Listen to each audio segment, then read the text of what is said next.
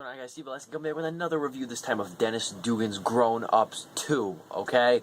What's going on? It's, I think, Monday night? Yeah, it's Monday night. Okay, sorry. Ever since summer, my days are all convoluted.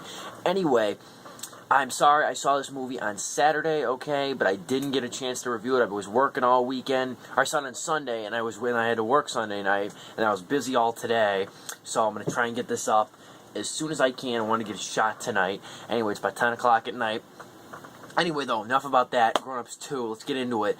I don't know if this is one of the most anticipated movies of the summer. I think it is, and I think it's going to be probably the biggest letdown of the summer for some people. The plot. What is the plot? I have no idea. Adam Sandler, Kevin James, David Spade, and Chris Rock return in the sequel to Grown Ups, which I don't think anybody really wanted. I think Grown Ups 1 was sufficient enough, but now we have 2. And it takes place on the last day of school, okay? That's about all there is to say, okay? It just shows the suburban life, the I don't know what you would call it, the transformation from the big city setting to this quiet suburban setting that took place in the first movie. It takes place 3 years after the first movie, just like it does now, because Grown Ups 1 came out in 2010. Anyway, though, this movie, okay? This is one of the worst comedies of the year, okay? I'm going to be blunt. Okay? Now, 2013 has been a very mixed year, okay? There have been some really great movies. Scenic Route, Mud, Spring Breakers. You know, those movies, those 3 movies alone, man. Go have yourself a field day with those movies. Those are some excellent movies. And then we get horrible, horrible comedies like Movie 43, Grown Ups 2, Hangover Part 3, Identity Thief. And this is what's going to make 2013 go down in the books as a bad year for movies in terms of reception. I think financially it's not looking horrible. But this year, though, has been so bad, especially for mainstream comedies. And Grown Ups 2 is not an exception, okay? And I could call it a typical Adam Sandler movie, and I don't know if I'd still be doing it justice. Okay, let me just say about Adam Sandler, okay? I don't care for Adam Sandler too much. If you read my reviews, you know I'm not a big fan of him. I haven't seen a few movies like The Wedding Singer. I never saw Punch Drunk Love. I never saw Little Nicky. I never saw Anger Management. I never saw, but I have seen most of the Happy Madison productions, okay? And my top 3 are 3 that nobody, if anybody likes Adam Sandler, these are the 3 they usually haven't seen. Going from 3 to 1. Click, 50 First Dates, and my favorite, Reign Over Me, okay? You haven't seen Reign Over Me, go check it out right now. Adam Sandler in his first drama, or in his, I think, second drama role, if you want to count Punch Drunk Love. Excellent, excellent movie. Check that out. Nobody saw it, probably because Adam Sandler is doing a dramatic performance.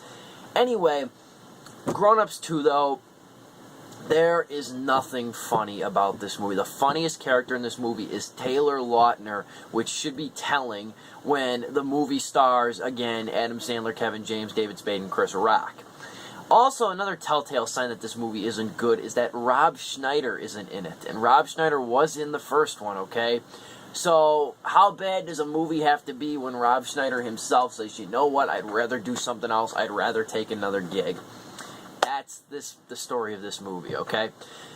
And like I said, it's not bad for any particular reason that's not different from why other Sandler movies are bad. There's still the stupid adolescent bathroom humor. There's still the mawkish sentimentality in the middle. And then at the end, there's a weird 80s party filled and littered with like 80s costume party characters and gags that I don't think a lot of kids are going to get. So again, this is a question of who this movie is made for, okay?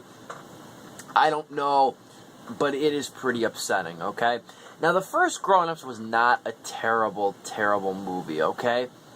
Because the first Grown Ups was like a movie that was nice, but not necessary. But given the talent of that movie, it should have been a lot funnier. I remember Grown Ups was originally intended to be like an SNL movie, okay? It was originally going to be a movie starring like, it was starring all the guys, except for instead of Kevin James, they were going to have Chris Farley, which I think would have been a little bit better.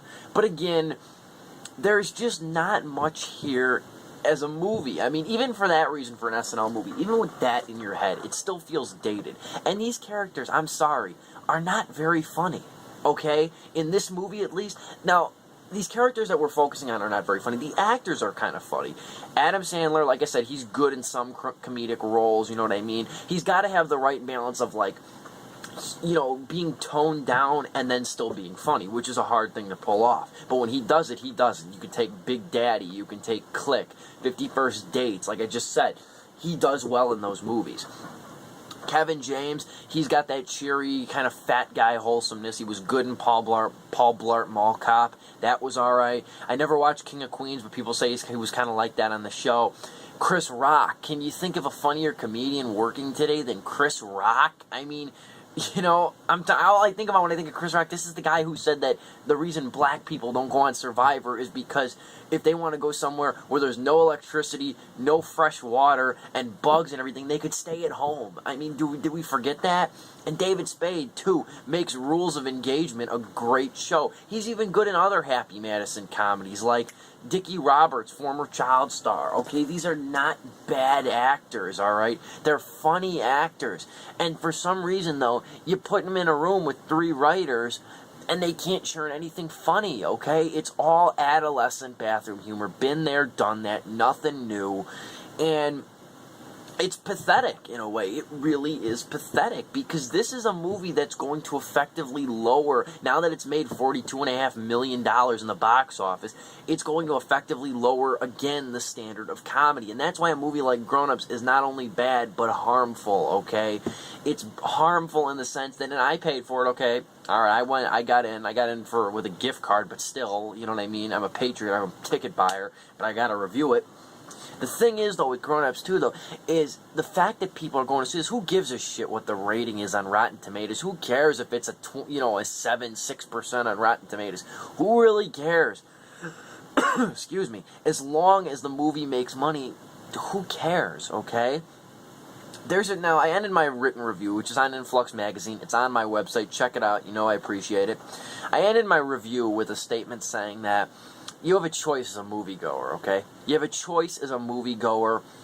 This weekend and several other weekends that Grown Ups 2 will be playing, it's guaranteed to play at least 4 or 5. Unless next week it's going to get a lower amount of money because of the reception. That has happened before. And be like The Purge and just fall off the face of the earth after the 3rd weekend. Like, who the hell expected that? Anyway, though, you have a choice this weekend and the numerous other weekends that Grown Ups 2 is coming out. You can either go see this movie and expect the same shtick as Grown Ups, except in a far less funny, more monotonous manner, or you can use this as an opportunity to seek out independent movies, whether they be in theaters, on VOD, on video on demand, or on Netflix. Hell, there are a lot of them on Netflix. Now, I'm quoting directly from my review.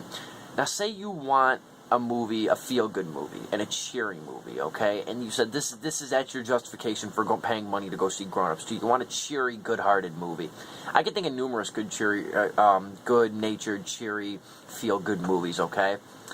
And those movies, too, they're independent movies, okay? 500 Days of Summer, Little Miss Sunshine, Frances Ha, which is still in theaters now, okay? Now, those movies may not have the star power. Well, I'll take that back. They do have kind of the star power. They may not have the mainstream budget and promotion of Grown Ups 2, but I guarantee you the studio doesn't think you have the attention span of a newborn when you're sitting in the audience.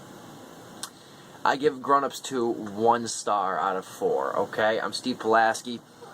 And like I said, this is a video review that's a companion piece to my written review. You will not get my full opinion in this video review. For my full review, you can go to my written review, which is linked below. Okay? Thank you guys for watching, as always. Thank you guys for subscribing, and thank you guys for following me on Twitter, Facebook, whatever you're doing. I appreciate it very much. And like I said, you have a choice as a moviegoer this weekend, but this choice may be a little bit more important. Thanks for watching.